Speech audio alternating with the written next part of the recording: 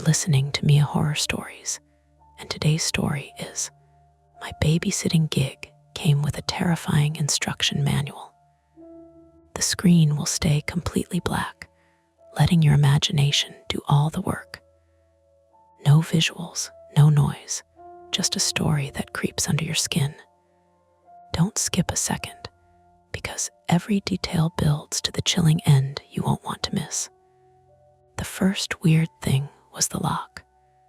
Not broken, just wrong.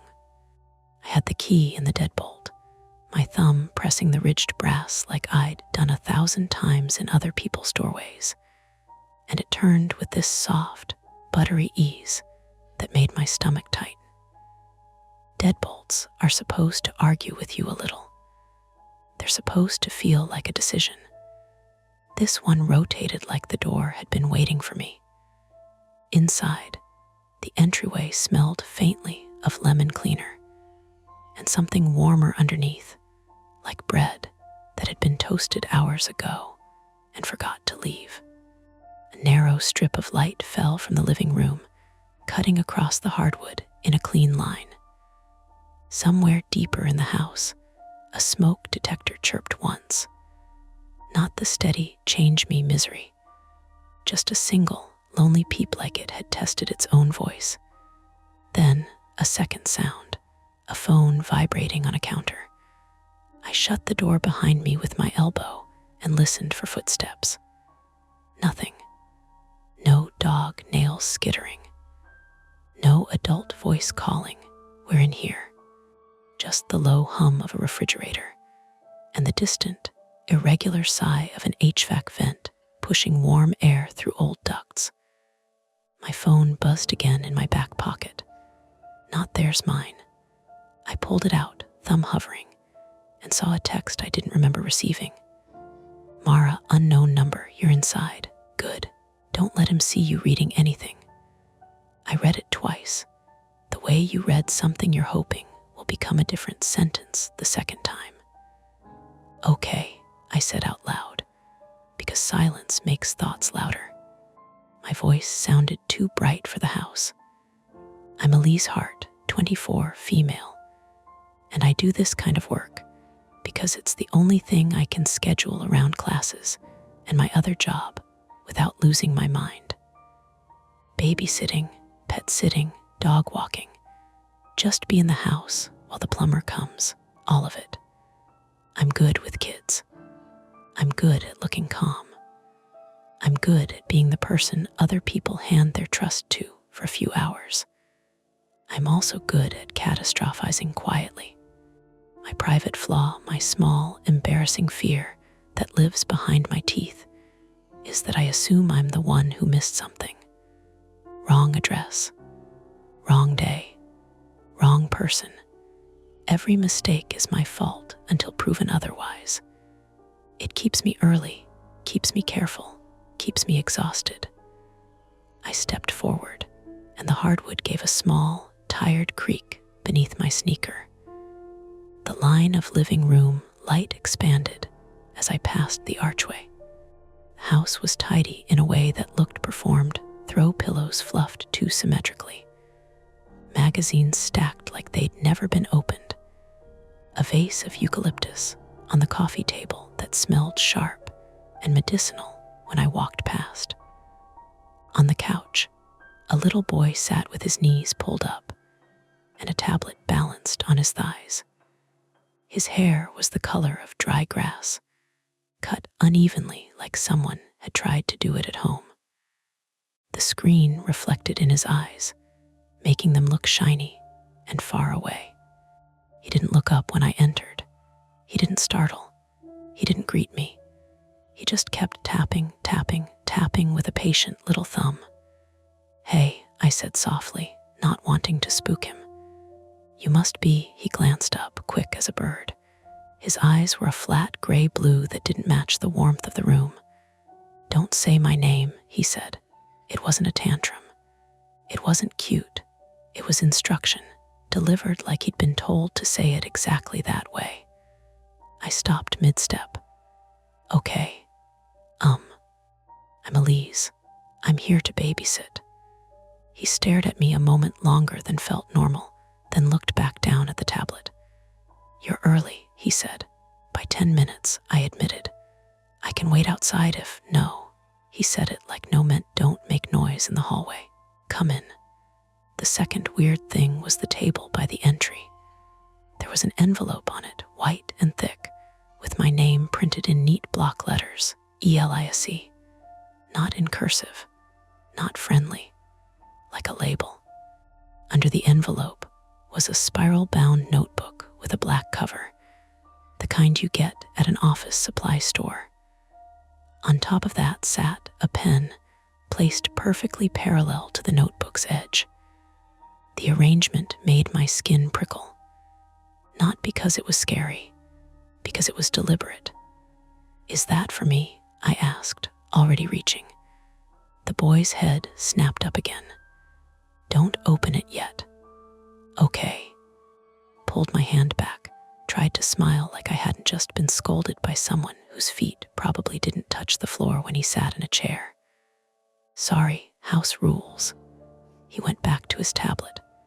"Rules, yeah." My phone buzzed again. "Mara, unknown number. He knows you're here. Don't read it where he can see. Kitchen drawer has scissors if you need them. Don't use the pen." I stared at my screen until it dimmed and went dark. "Mara, unknown number. You're inside." Like she'd been watching my location. Like this was normal. Like I'd agreed to something that required stealth. I glanced toward the hallway that led deeper into the house. There was a staircase at the end, carpeted in a pale gray runner. On the wall beside it hung framed photos, generic landscapes, no faces, a lake, a mountain, a city skyline, the kind of art you buy because it matches the paint. "No pictures of family," I said before I could stop myself. The boy shrugged without looking up. "He doesn't like them." "Who's he?" I asked and immediately regretted it. The boy's thumb paused mid-tap. "Don't ask questions like that," I swallowed. "Okay, got it." A timer beeped somewhere, not loud. A small electronic chirp from the kitchen, like a microwave had finished warming something and was waiting politely to be acknowledged. The boy's shoulders tightened. He didn't move, but his posture changed, like a rabbit hearing brush move. "Is something cooking?" I asked. "No," he said quickly. "It's not for cooking." My mouth went dry. "What's it for then?" He lifted his eyes again, and this time he looked annoyed maybe, or tired, like an adult in a tiny body who'd had to explain the same thing too many times. "It's for reminders," he said, "so you don't forget." I didn't know what to do with that.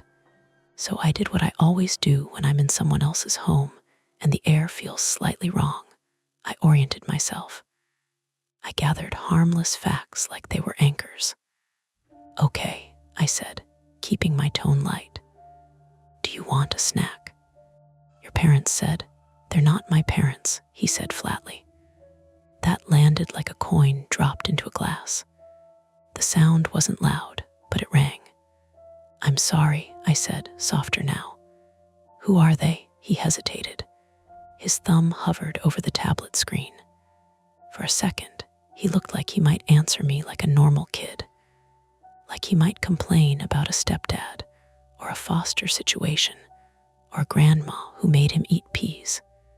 Instead, he said, "They're the people who live here." The HVAC vent exhaled again, and the eucalyptus smell mixed with something metallic, faint and sour, like a penny warmed in a palm. From upstairs, a floorboard popped. Not a footstep exactly, more like the house adjusting its weight, settling. The boy's eyes flicked toward the staircase.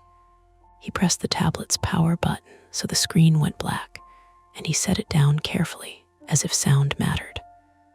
"What was that?" I asked, and heard the thinness in my own voice. "Nothing," he said. Then, after a beat, "It's normal." I believed him the way you believe someone who has to live with a thing. Normal isn't always safe. Normal is just what you get used to. I looked back at the envelope and the notebook, sitting on the entry table like they'd been waiting for me all day. My phone buzzed once more. I didn't even want to look, but I did. Mara, unknown number. If you decide to leave, leave now. If you stay, read it. Quietly. You can still choose. My heart did a small, stupid jump like it wanted to be ahead of me. I stared at the text until the letters blurred a little. Choice. Leave now, stay and read. The boy was watching me again, not openly. He pretended to look at the dark tablet, but his eyes kept flicking up, measuring my face like he was reading a clock. Are you going? He asked. It wasn't pleading. It wasn't accusing. It was practical. Outside, a car passed on the street, tires hissing over wet pavement. Somewhere far away, a dog barked twice and stopped. The house held its breath between those sounds, full of warmth and cleanliness, and that single earlier chirp from the smoke detector like a tiny warning. I looked at the staircase. I looked at the envelope. I looked at the boy, small, rigid, acting older than he should. I started and realized my hands were shaking. Not much, just enough that my fingernails clicked lightly against my phone case. I could leave. I could pretend I'd never stepped inside. I could text the app, call the number from the listing, report weird vibes and bounce. Or I could do what I always did. Stay. Smooth it over. Assume the discomfort was just miscommunication I could manage. I set my phone down in my pocket, slowly, so he could see my hands were empty. Okay, I said, I'm staying. He watched me for a long moment. Then he nodded once, like I just signed something invisible. Then don't read it here, he said, and pointed not at the kitchen, but at a small doorway off the hall. Laundry room, door shuts. My throat tightened. I made myself breathe in through my nose. Lemon cleaner. Warm toasted something. A faint metallic tang. Right, I said, forcing steadiness into my voice. Laundry room. I stepped toward the envelope and the black notebook and picked them up. I took the envelope and the notebook into the laundry room and closed the door until the latch clicked. The sound was small but absolute, like a period at the end of a sentence. The room smelled like warm dust and detergent pods. A stacked washer-dryer hummed faintly, not running, just alive enough to remind me it existed. A bare bulb buzzed overhead, casting a tired yellow circle on the floor. There was a folding table bolted to the wall, its metal legs scuffed and bent like it had been kicked more than once. I slid the envelope open with my finger. Inside was a single folded sheet and a key card, the kind hotels use. White plastic, no label. The paper was heavier than normal printer stock. When I unfolded it, my pulse started tapping in my ears, not panic yet, just attention. Read this once. Memorize what you can, destroy after. Below that, numbered rules, tight, economical sentences. No jokes, no apologies. Do not leave the house between 7:10 p.m. and 7:40 p.m. At 7:15 p.m., lock the back door and place the kitchen chair under the handle. If the timer sounds more than once, something was done out of order. Fix it before the second sound ends. Do not use your phone flashlight. Overhead, lights only. If he asks you to help him hide, say no. Sit down instead. If you hear knocking from inside the house, do not answer it. If you hear knocking from outside the house, check the clock before you decide anything. If you decide to leave early, take the basement door, not the front. Do not write notes. Do not underline. Do not add rules. My stomach dropped on Rule 8. Basement door. Like it was an exit people used often enough to specify. I checked my phone. 7:06 p.m. 4 minutes. My flaw kicked in hard then, the reflex to assume I'd already screwed something up just by existing in the wrong order. I read the list again faster, trying to burn it in, my eyes snagging on phrases like fix it before the second sound ends and decide anything. A muffled beep came through the door. The same polite chirp as before, but closer now, like it was just outside the room. 7:10. I folded the paper and slid it back into the envelope, my hands clumsy. I tucked the keycard into my pocket. The notebook stayed unopened. Something about the rules felt incomplete, like this page was a summary, and the notebook was the long version, the part you didn't read unless you'd already committed. I cracked the door and looked out.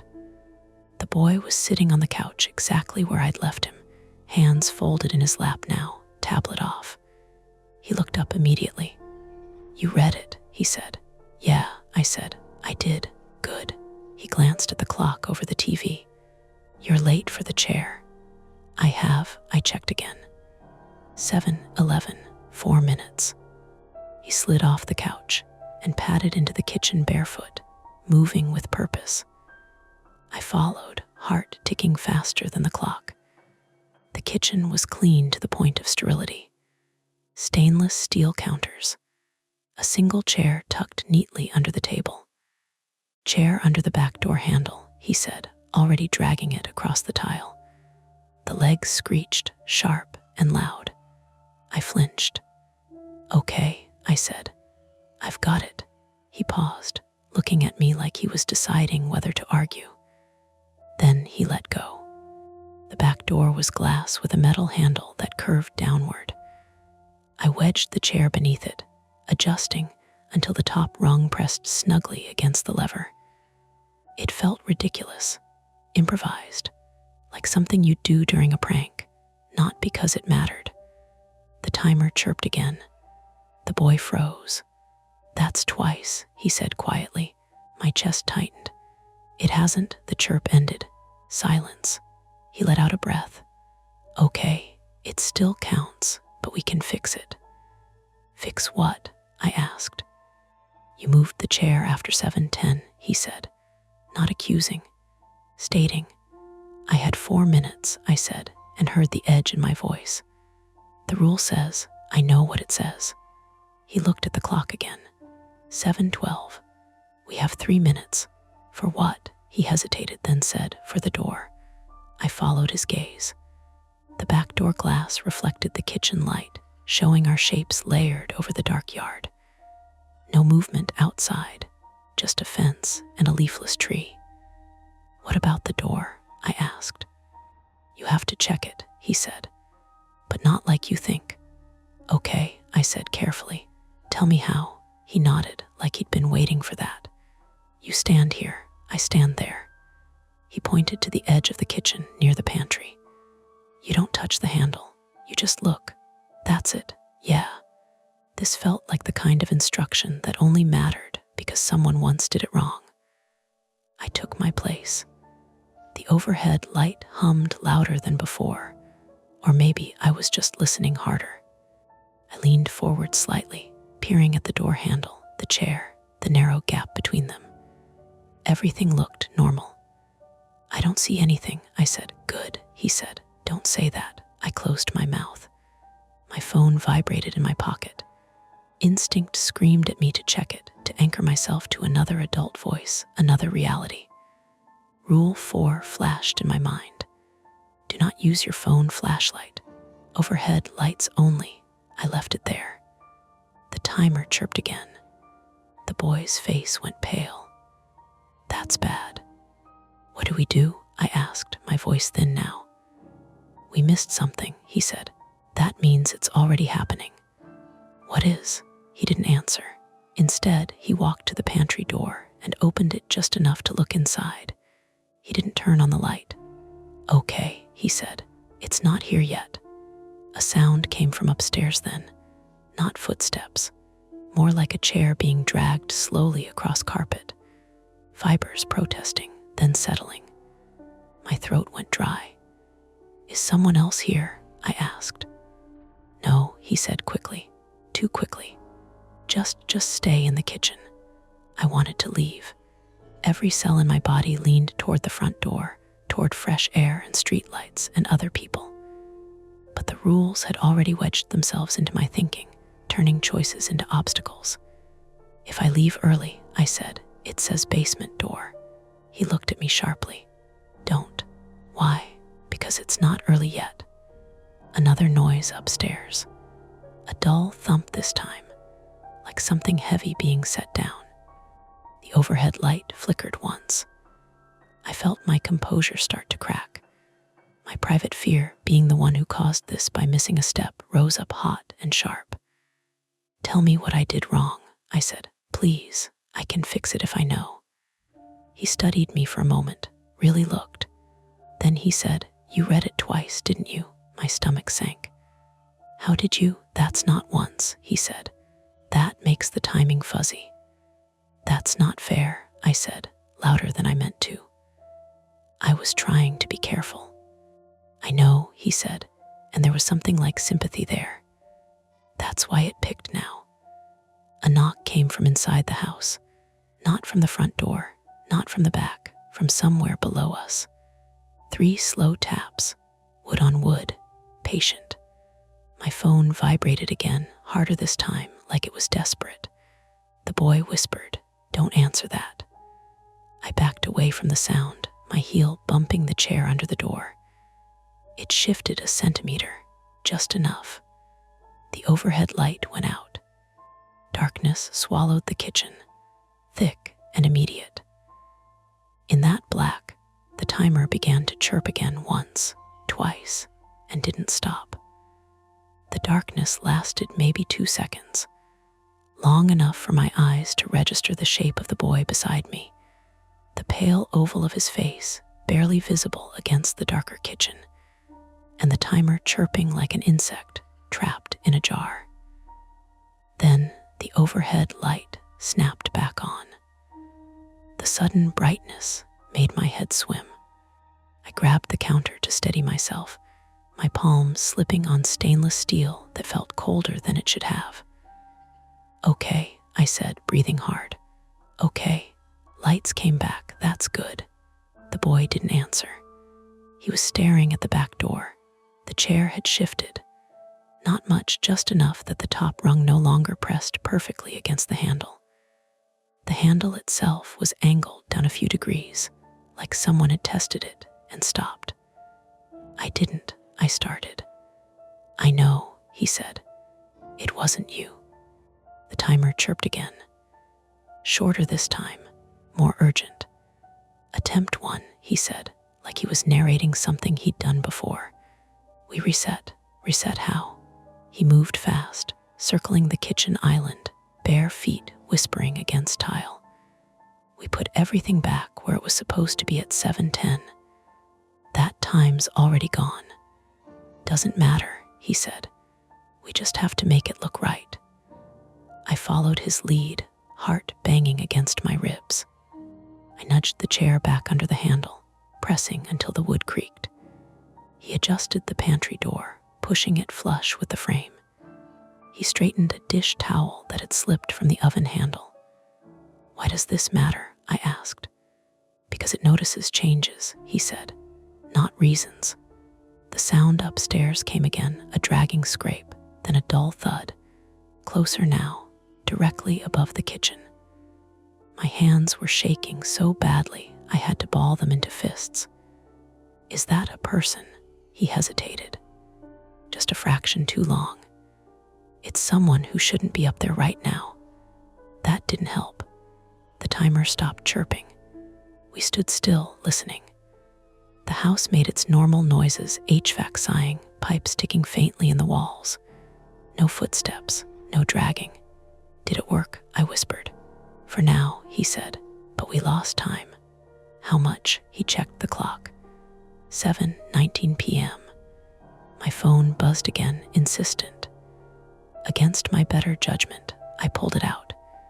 The screen lit my face like a confession booth. Mara, lights flickering means the circuit is overloaded. Don't reset the breaker unless you have to. If it goes fully dark, stay put.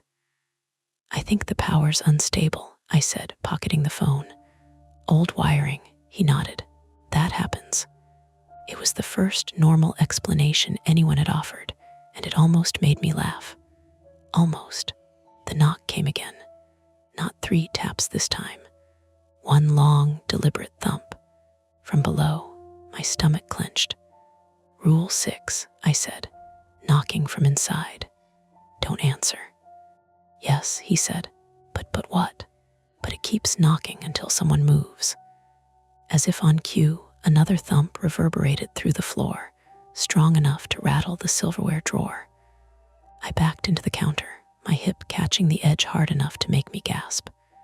Pain flared, sharp and hot, grounding me in my body. We can't just stand here, I said through clenched teeth. We need to do something. Attempt 2, he said quietly. We distract. With what? He pointed toward the living room. Noise where it expects noise. We moved together, slow and careful. The living room felt farther away than it had before, the hardwood creaking louder under our weight. I flicked on a lamp by the couch. Warm light pooled across the rug. Sit, he whispered. I sat. He grabbed the tablet from the couch and turned it on, the bright colors jarring in the dim room. He set the volume low, cartoon voices murmuring nonsense. The knock below paused. For a heartbeat, I thought it had worked. And the upstairs noise changed. No more dragging.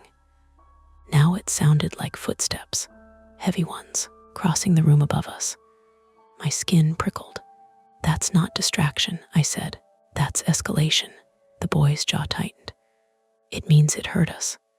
A shadow passed the hallway entrance. Just a smear of darker dark against light, gone before my brain could label it. I sucked in a breath. I saw something. What? He asked, too fast. I don't know. Movement.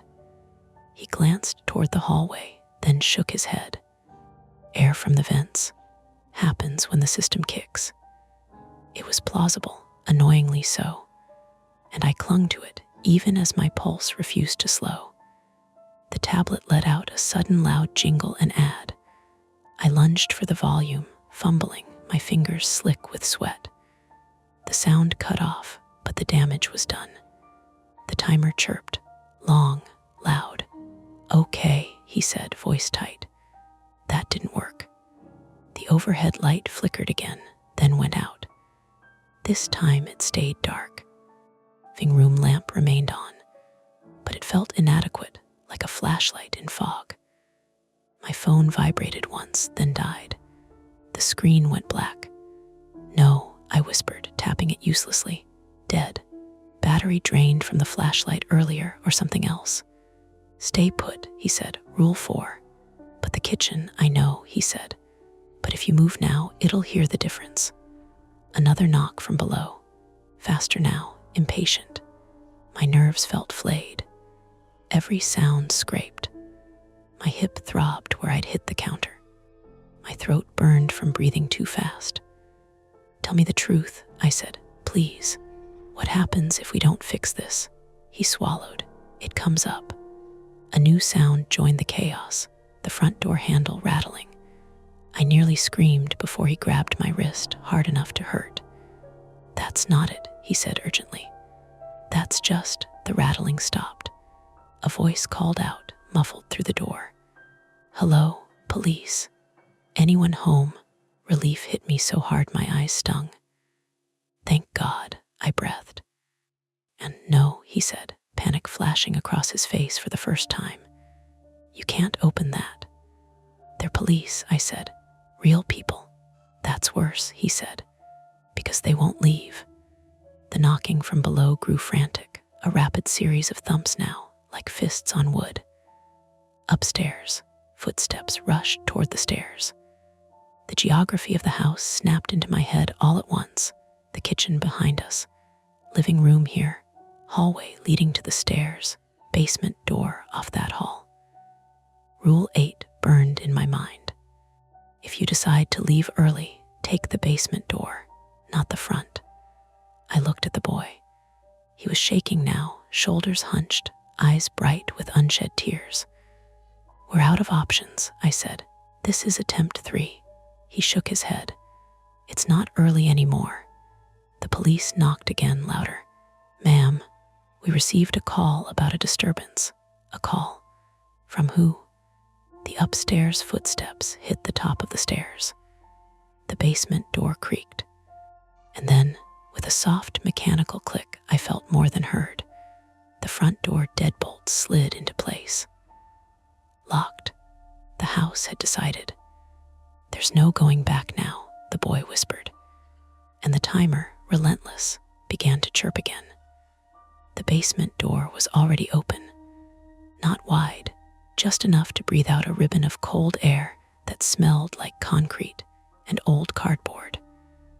The hinges gave a tired, complaining creak as it moved another inch on its own, the sound swallowed quickly by the house. The boy stood frozen beside me, eyes locked on the dark rectangle below. It's up, he said, not loud, certain. The timer chirped again, then stopped. Silence pressed in, thick enough to feel. The police knocked harder at the front door. Ma'am, we need you to respond. Upstairs, something shifted its weight on the top step. A foot, careful testing. I grabbed the boy's hand before I could think better of it. His fingers were ice cold, rigid, but he didn't pull away. We're going down, I said. Now. That's not the rule, he whispered. It says if you decide to leave early, I said. We're leaving. It's early enough for me. The house answered for him. The overhead light in the hallway flicked on just that one, casting a harsh cone down the stairs to the basement, like a stage cue. The upstairs footstep came again. One step down.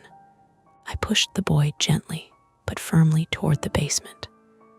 Go. He hesitated, eyes darting toward the front door as the police called out again, more urgent now, toward the stairs above us, where a shadow detached itself from the wall and became a shape. Human, definitely human. A man, tall and broad-shouldered, moving with a deliberate slowness that made my stomach twist. He wore socks, not shoes, a sweatshirt with the hood down. I could see the pale oval of his face in the half-light, his eyes fixed not on me, but on the boy. You're late, he said calmly. The sound of his voice broke something open in the kid. He bolted. I followed, pain screaming through my hip as I half fell, half ran down the basement stairs, dragging the door shut behind us with a hard yank. The latch caught with a sharp click that felt like a victory, until a fist slammed into the door from the other side. Once, twice. Open it, the man said, still calm. You're making it worse. The basement light buzzed to life overhead, revealing a low-ceilinged room cluttered with storage shelves, plastic bins, and a narrow exterior door at the far end. Keypad was mounted beside it. The keycard burned in my pocket like a secret I'd forgotten to use. The boy was shaking so hard I had to crouch in front of him to keep him focused. Hey, look at me. He did. Tears streaked silently down his face. He's not supposed to talk, he whispered. Not before 7:40. Another ooh-da air against the door. Harder this time. The wood bowed inward with a crack like a gunshot. I pulled the keycard out and swiped it at the basement door. Red light. Locked. Shit, I breathed. Okay. My flaw rose up again, vicious and familiar. You missed something. You always miss something. The rules: memorize, destroy. Rule 8, basement door, not the front. Rule 9, don't add rules. I looked at the keypad. Numbers worn smooth, no letters. "What's the code?" I asked. He shook his head frantically. "I'm not allowed to know it." The basement door shuddered as the man leaned his weight against it. The latch groaned. "You don't have to do this," he called through the door. "You can sit down. That's the rule, right?" The boy clapped his hands over his ears. The police were shouting now, muffled but insistent. Someone pounded on the front door hard enough that the sound carried even down here. The house felt like it was vibrating between two authorities, both of them wrong. The keypad beeped softly as I pressed a number. Wrong, another, wrong again. The man laughed, a soft huff of amusement. I slammed my hand against the wall in frustration, pain shooting up my arm, and then I saw it. Laminated card taped crookedly to the side of a shelf, mostly hidden behind a bin of Christmas decorations. Faded, greasy with fingerprints. Circuit reset panel /panel B below it, handwritten in marker. 740740. Not a code, a reminder. The lights flickered. The basement door behind us cracked open at the top as the latch began to give. "Go sit," the man said, voice sharp now. "Last warning." I grabbed the fire extinguisher off the wall without thinking. Heavy. Solid. "Cover your ears," I told the boy. He dropped to the floor, hands clamped tight. I turned and discharged the extinguisher straight at the door. White powder exploded into the air, choking and blinding, filling the narrow space. The man shouted, coughing, swearing, as the door burst open, and he stumbled back a step, blinded. I didn't hesitate. I charged. The extinguisher connected with his shoulder, not his head, bone on bone, the impact jarring my arms painfully. He grunted, staggered, but didn't fall. Too big, too strong. He swung blindly and caught me across the face with the back of his hand. Light detonated behind my eyes. I went down hard, the world tilting. The boy screamed. The man loomed over me, powder caked in his beard, eyes red and furious. "You broke the order," he snarled. I tasted blood, felt something warm trickle from my eyebrow. Behind him, the basement door light flicked from red to green. I kicked. My heel connected with his knee at a bad angle. He yelped, buckled, instinctively grabbing for balance. "Now," I screamed. The boy scrambled to the door, fumbling with the handle. It opened. Cold night air rushed in, sharp and clean. Sirens wailed somewhere close. The man lunged after him, limping, reaching. I slammed the extinguisher into his side again. He went down this time, crashing into the shelves, plastic bins raining down around him. I grabbed the boy and shoved him through the door, following close behind. We spilled out into the backyard, wet grass soaking my jeans, the fence looming ahead. The police were already coming around the side of the house, flashlights cutting through the dark. Real ones this time. I collapsed, breath tearing out of me in ragged sobs. I couldn't stop. The boy sat beside me, shaking, powder still clinging to his hair like snow. Inside the house, the timer chirped one last time. Then it stopped. The paramedic cleaned the cut above my eyebrow with practiced efficiency, the sting sharp enough to make me hiss. He apologized without looking at me, already moving on to tape gauze in place. Someone else checked my pupils with a penlight. Someone asked me my name, the date, where I was.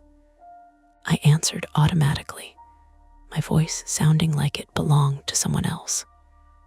The boy sat on the back step, wrapped in a foil blanket that crackled every time he shifted.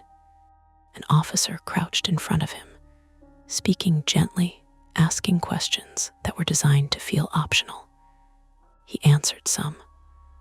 Others he ignored, staring instead at the dark rectangle of the basement door like it might open again if he blinked. Police lights painted the side of the house red, then blue, then red again. Neighbors stood at the edges of their lawns in slippers and hoodies, pretending to look at their phones while watching everything.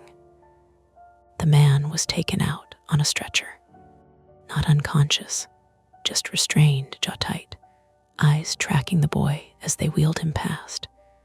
He didn't look like a monster. He looked like someone who'd lost control of a system that had always worked for him before. I caught the boy's eye as they rolled the stretcher by.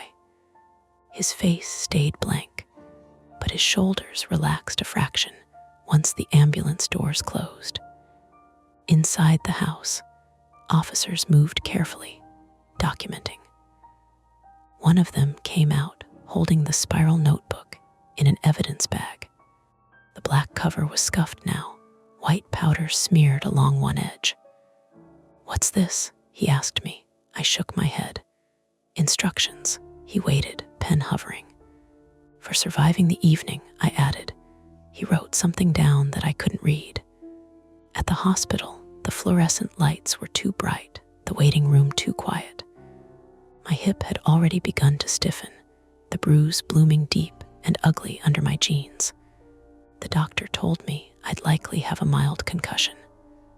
Rest. No screens. Someone would call me tomorrow. They let me leave with a paper wristband still cutting into my skin and a headache that pulsed in time with my heartbeat. Outside, my phone finally powered back on. A dozen notifications bloomed across the screen. Missed calls from the babysitting app, a voicemail from a blocked number. I listened to it sitting in my car, engine off, windows fogging with my breath. Mara's voice was calm, tired. "You did what you could," she said. "That matters. Don't go back. If anyone asks, you never saw the notebook." The call ended. No callback number. I stared at the dark windshield until my reflection blurred. The next morning felt almost normal, which was the strangest part. Sunlight through my kitchen window. Coffee tasting like coffee. My body sore but intact. I showered carefully, wincing as water hit the bruise on my hip, the tape on my eyebrow tugging at skin. I tried to fold laundry and realized my hands were shaking. The police called around noon. A woman this time. She told me the man was the boy's legal guardian, that there had been prior reports, noise complaints, a wellness check that found nothing actionable, that the house had been fitted with an elaborate internal alarm system and smart locks under the guise of home security. Control, she said, not unkindly. That's what he called it. The boy was in temporary care. A caseworker would be in touch if they needed further testimony. After I hung up, I sat on the floor with my back against the couch and let myself cry. Quietly, efficiently, like it was another task to complete. A week later, an envelope arrived in my mailbox. No return address. Inside was my spare house key, the one I'd handed over to the app for emergencies, and a check for the full night's pay plus a little extra. No note, no explanation. I didn't cash it. I deleted the babysitting app from my phone. Then, after a pause, reinstalled it just long enough to block the address. The house still appeared on the map, a small blue pin in a quiet neighborhood. No warning attached. Sometimes, when I wake up at night, I listen for timers, for a chirp that doesn't belong to anything I own. Sometimes I get up and check my doors anyway, just to be sure they're locked the way I left them. I think about the boy often, about the way he knew the rules without ever needing to read them, about how quickly he ran when given permission. Once, while folding towels, I found white dust in the seam of my jacket pocket. Fire extinguisher powder ground in deep.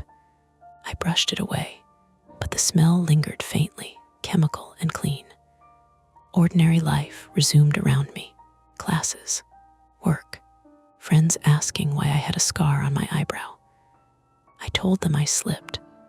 I don't tell them about the notebook, about the way a house can learn your habits, about how easy it is to mistake order for safety. Every so often, I check the time at 7:10 p.m. without meaning to, just to see. The shadows fade for now, but the stories never end. Don't forget to hit like, subscribe to Mia Horror Stories, and join our community of horror lovers. If you're hungry for more, check out the next video. Just remember, the scariest part is often the one you don't see coming.